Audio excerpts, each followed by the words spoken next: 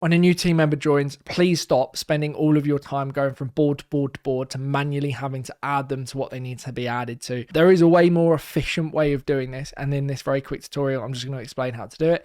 I'm going to introduce a concept to you called Teams inside of Monday.com. Very, very helpful. FYI, if you need any help automating, integrating, or streamlining your business, check out the link below. We would love to help. So I'm on the Monday.com system here, and as you can see, I've got a ton of boards on the left-hand side.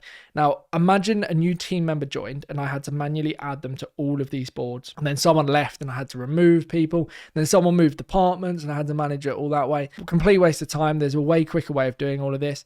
So if you go to your initials in the top right-hand corner, and I know this may seem trivial, but trust me, this saves a lot of people time. So initials, top right-hand corner, go to teams. What you can do is you can create different teams.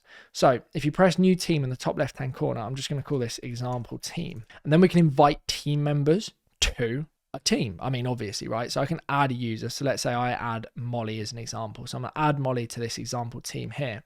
Now, what will happen is I can then close this down. First and foremost, I can decide if she's an owner or just like a team member within the team. And then I can remove her from the team if I ever need to.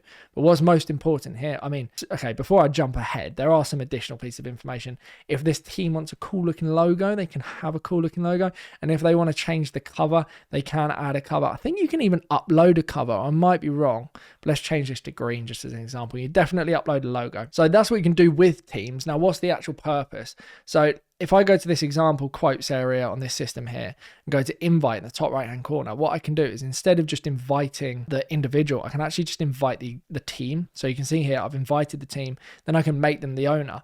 But what's really nice about this is every time I add and remove someone from that team, they then get automatically added or removed from the actual board itself. I mean, you're probably going like, oh, this is genius. Yeah, this is just one of those things that people don't even realize is possible. So hypothetically, I can literally remove everyone from this and then just manage it from Teams, which is way easier to do.